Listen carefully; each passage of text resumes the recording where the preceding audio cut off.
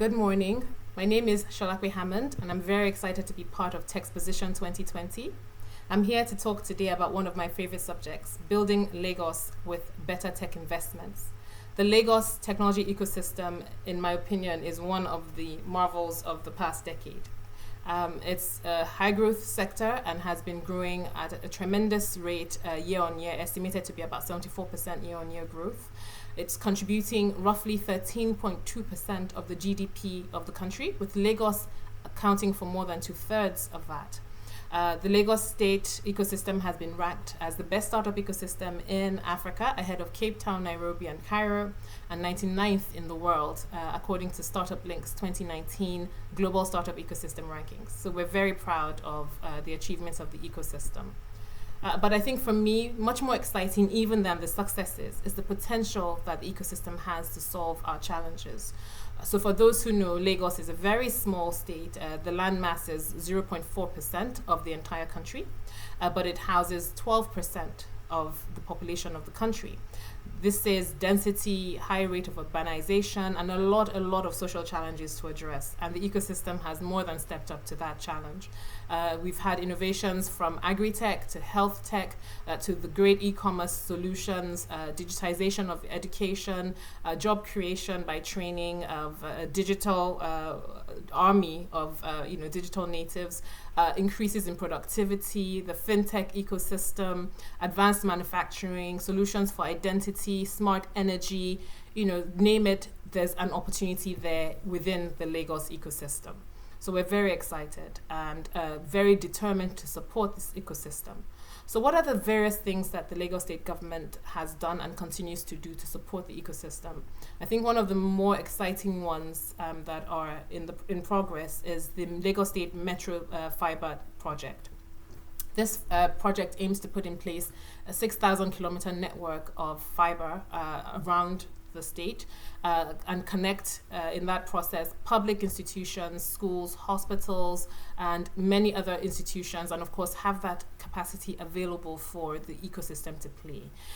Given the impact that we know that the internet has, accounting for 21% of the GDP growth in mature economies over the past 5 years, and typically contributing about 3.4% of GDP across the economies where internet is available, we can see the immediate impact that this would have on the populace of the country as well as the ecosystem.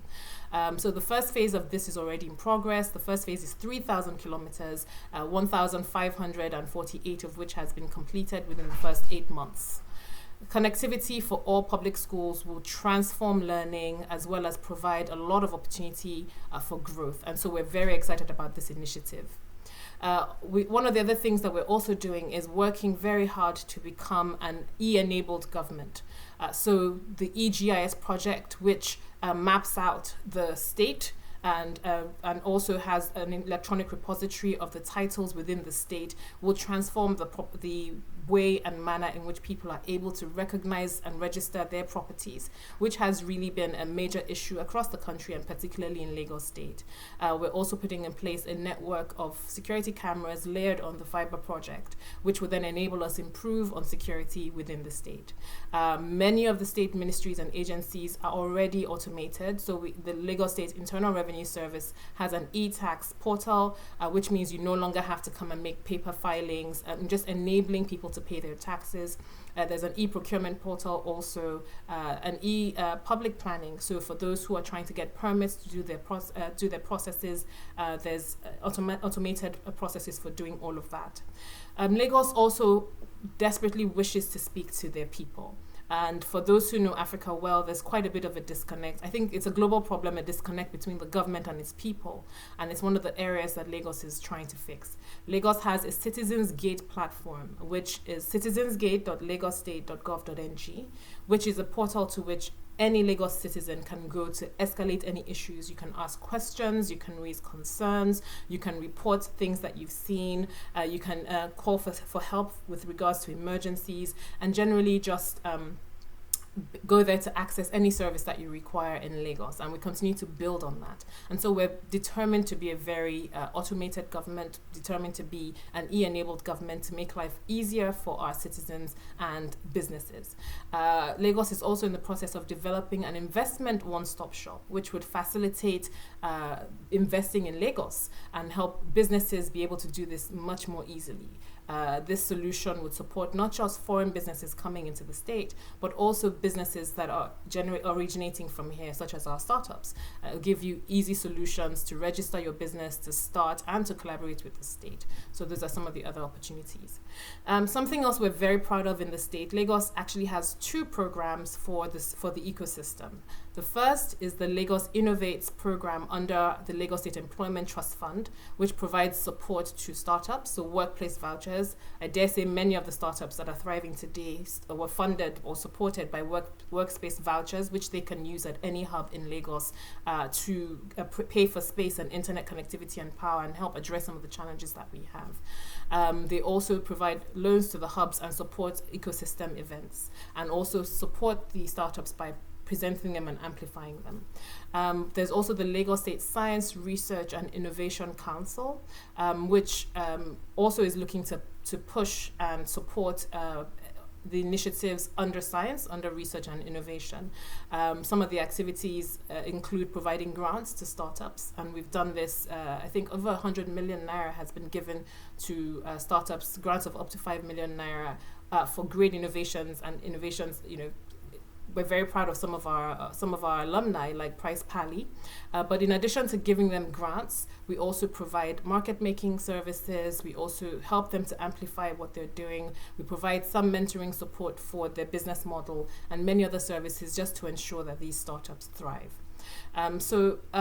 Something else that Lagos is also looking to do in the future is the establishment of a technology hub, and hopefully that will be the start of many. We need to turn Lagos into a really effective tech city, and so the government wants to be front and center as part of doing that.